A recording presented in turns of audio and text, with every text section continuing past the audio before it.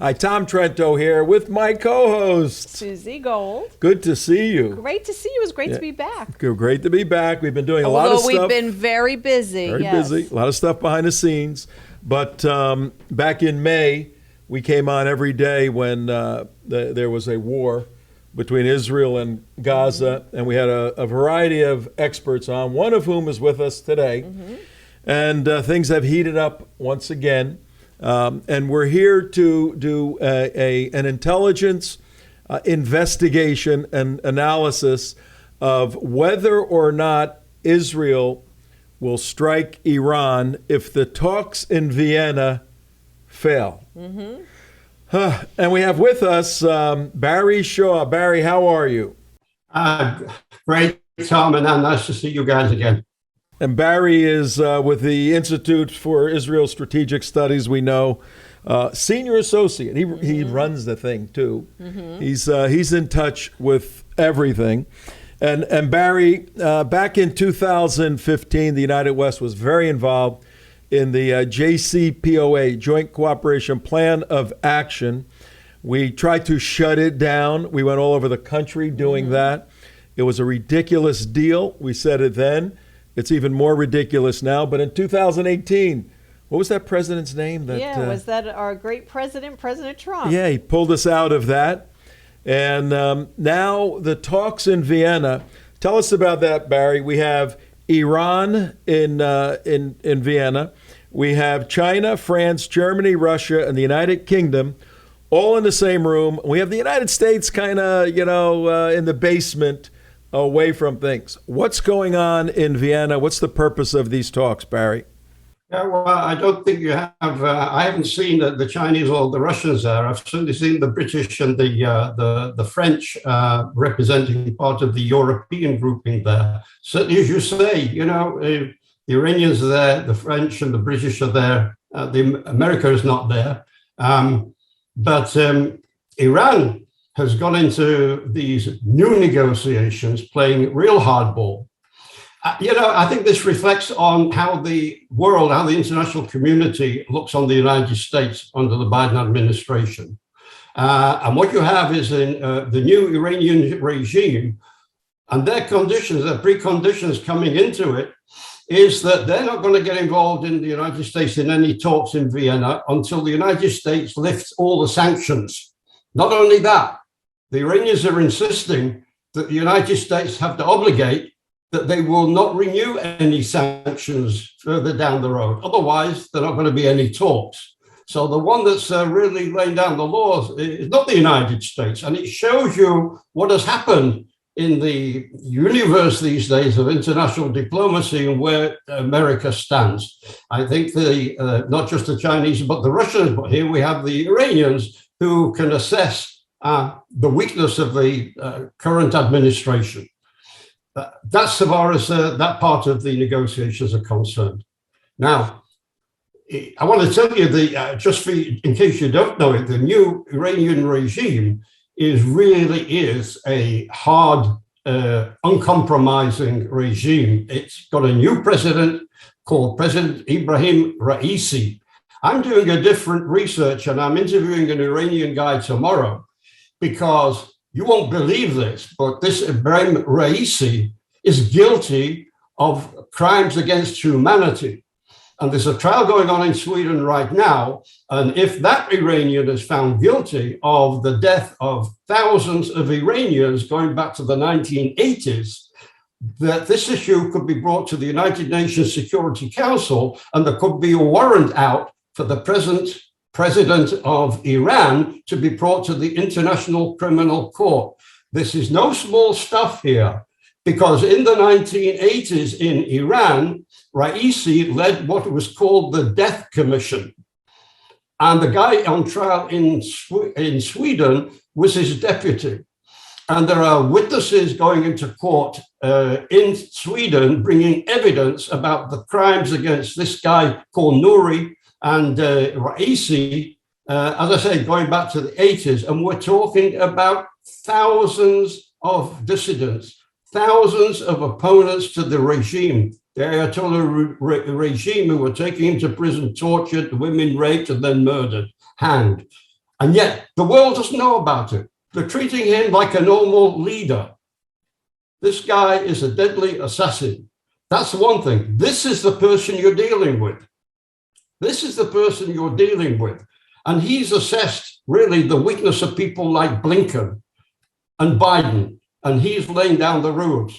Now we're starting to hear over the last few days, because there's been a lot of pressure from Israel on Antony Blinken and also on President Biden by the Israeli leadership. The new Israeli leadership said there can be no negotiations.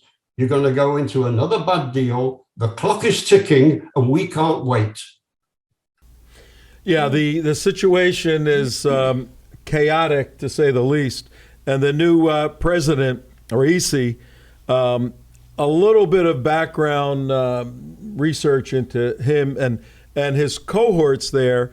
The recent elections, everyone thought maybe there'd be a more moderate leader out of Iran. But actually, they're more theologically focused, part of the whole 12er movement. Now, Susie, we're not doing a 12er study today, but this is the theological position that the leaders have. And they believe that there has to be an apocalyptic moment in the world, and the 12th Imam will return. So to fire off a couple of nukes at Israel brings back the 12th Imam, gets rid of Israel, all the Zionists, and the world's a better place. This is the way they're thinking, and Joe Biden is trying to stand against that. And this isn't anything Iran has hidden. They've been saying for years they want to wipe Israel off the map. And something that we in the United States need to always be cognizant of is that Israel's the little Satan. We're the big Satan. So Israel's in that picture too. So there's going to be world ramifications here. And Barry, just before the talk started, about a week or so ago, a Brigadier General out of Iran, General Shikarchi, he said, as the teams were meeting in Vienna, he said, and I'm quoting, "We, representing Iran, we will not back off from annihilation. We will not back off from annihilation of Israel, even 1 millimeter." And then if that wasn't clear, he goes on, Barry, to say, "We want to destroy Zionism in the world." So he goes after Israel. We want to annihilate Israel and then destroy Zionism. You're a Jew. What does Zionism mean? Zionism is Judaism. So, I mean, this is Hitler's talk. This is like out of Mein Kampf. Yeah. Barry, you're a Jew in Israel. I mean, what are the Israelis saying and thinking in light of all of this mess right now? Yeah, he also went on to say that his nation would level Haifa and Tel Aviv in the shortest period of time, right? And our attitude is, as we used to say about the Palestinian leaders, it's not what they tell CNN in English you have to worry about. It's what they tell their own people and in their own language. That's where the truth lies. Forget about how they talk in a Viennese hotel. It's how they talk about their own people from Tehran. That's where the truth is over there. Now, what you've got to realize before I come on to the Israeli situation is what's happening. The Iranians, even through, people say the Iranians only started breaking their agreement with Obama when Trump came in and imposed sanctions. That is a total lie, because they were also making their new nuclear facilities, underground facilities in Nordau and buried in a mountain somewhere else in order to install super fast new centrifuges for enriching uranium. That was going up even in the time of Obama. Certainly went on through Trump. But Trump imposed, as I said, these sanctions that started really to bite. And coming into these talks, I want your viewers to know that there have been, I guess, fresh protests going on around, maybe not so much in Tehran, but around Iran, against the people who are suffering. They don't have water, they don't have food, because the economy is biting over there.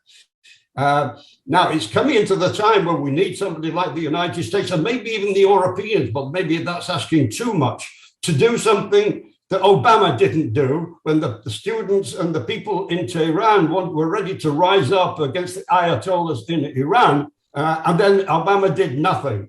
And this resulted in another round of people, students and people either being shot on the streets or arrested and executed. The people of Iran are looking for outside help in order to encourage them to overturn the regime. But nobody in the democratic world is prepared to take that step. So what's happening right now in their nuclear program, Iran has enriched uranium from 20%. They're already getting up to 60%, which is against agreements, all right? And then from there, it's a short race to going up to 90%. Now, Israel experts predict that that would take, if they decide to go from 60% uranium up to 90%, that would do that in about 2 to 3 months, right? But the process of breaking out from there to a bomb, in other words, you have to take the uranium, you have to put it in a bomb and put it in a missile and everything. That, if the Iranians go full pelt on that, could take between another 6 and 8 months. The question Israel has is, at what stage do we attack, or does anybody attack a nuclear facility? And if history is anything to go by, you have to do it when the uranium is being spinned before what you call the facility becomes hot, before they can put it in a missile form. So basically, the Israelis are looking at it that maybe something's got to be done within the next 2 or 3 months. Yeah, we did an extensive interview and study with General Avery. David Avery, regarding the strike in 1981 in Osirek in Baghdad. And part of their calculation of hitting that reactor was before the reactor went hot, as Barry just said. Because once you get, and we don't want to get too technical, we want to provide an overview for our audience, but once you start cooking this stuff, uranium, at these high levels, percentage levels, if you bomb that facility, whether it's bombed internally or externally, you're releasing nuclear material, deadly material, into the atmosphere. And there can be a lot of people upset about that. So the Israelis have to calculate, based upon their intelligence, when to strike, if they're going to strike. And I don't know, Susie. And here the talks are supposedly continuing. I think there's talks again tomorrow. But it's almost like Iran, it's like a stall, because Iran is continuing to spin the centrifuges. So, all these talks are without a stop. Then we have to also talk about Hezbollah. Here Hezbollah is financed by Iran. So tell us about what's going on in the north in Lebanon. Hold that for a minute. I want to bring a whole segment on that. But we got a mess going on. We got Vienna talks. They're not going anywhere. Blinken is blinking. Biden is sleeping. Putin is laughing. And Barry Shaw is sweating like crazy. And all of Israel is right. sweating. So Barry, wrap up this segment for us. What's going on in Israel right now? Okay, just to give you a wrap, I don't want to tell you that it's an indication where Israel is right now. The head of the Israeli Mossad, that's the covert espionage agency, intelligence agency that operates outside of Israel, doesn't normally appear on Israeli television to make announcements, but their work's covert. However, David Barnea appeared on Israeli television to make 2 very simple statements to the Israeli public, that Israel will never permit Iran to possess a nuclear weapon, and the clock is ticking. Now, as we speak, David Barnea, the head of the Mossad, is heading to America right today, and he's having meetings starting tomorrow with his partners in intelligence in the United States to do 2 things, in my opinion. One of them we know about is to update them about the progress that Iran has made in its nuclear ambitions. And notice they're getting this information from the Mossad and not from the IAEA, which is the International Atomic Energy Authority. It's the world authority that should be giving this information. It seems that Israel has more updated information on the Iranian nuclear development than they have, right? And he's going to show your intelligence agencies how Iran has been fooling the world. And I suggest from my sort of knowledge or whatever, that he's also going to be asking the intelligence agencies, what are you going to do about it? He's going to be telling them there's no time now to talk unless Iran does a complete out turn, which they're not going to do.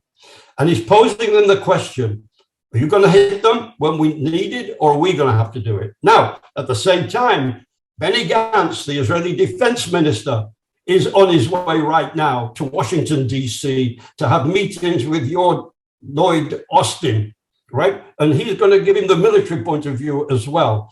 In my opinion, he's going to also ask him the same questions. The clock is ticking. We have to strike something before they have enriched up to 90%.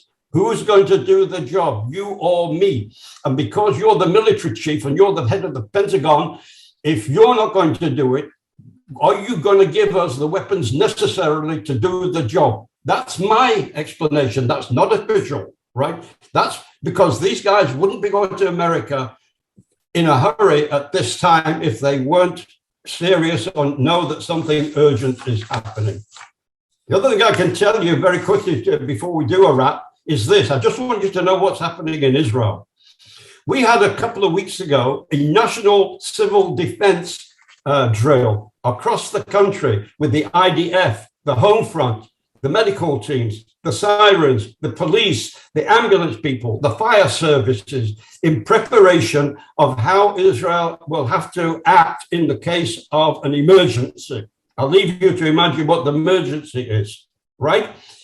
The other thing is the Israeli government suddenly out of the blue decided to give a 1.3 billion dollars, which was a 5 billion shekel additional budget to the IDF for what's called weapon systems, Iron Dome batteries, and preparation for a potential conflict with Iran. The IDF chief, Aviv Kochavi, talked openly about accelerating plans and targeting Iran's nuclear program and dealing with the nuclear threat. He was specific and public about this. Usually, these people keep it under wraps, right? And Benny Gantz, before he left for America right now, spoke about operations that have not been seen in the past. This is where Israel is right now. This is, I've been doing this a long time, and I have never seen anything like this. And this show is very, very, very important for the head of Mossad and the heads of the military and other intelligence agencies to go on Israeli television and tell the people, it's two purposes, prepare the people, but also tell the world, tell Iran, this is what's going to happen. Now, you spoke about the megalomaniacs in Iran. Some of them are probably salivating over conflict because they see that apocalyptic moment. I think in segment 2, we're gonna get into this to the next phase. But I think out of all of the work that we've ever done, this is really the most serious and significant for this time in our lives and the lives of the world. And that's something that we will cover in upcoming videos that we'll be doing is what will the world look like should this occur? Should Israel need to strike? Or, the world will look very differently, and that will be part of our discussions. Well, stay tuned for the next part where we do just that. Tom Trento, Susie Gall with Barry Shaw in Israel. Stay tuned for our next segment on what the world will look like 24 hours after Israel strikes Iran.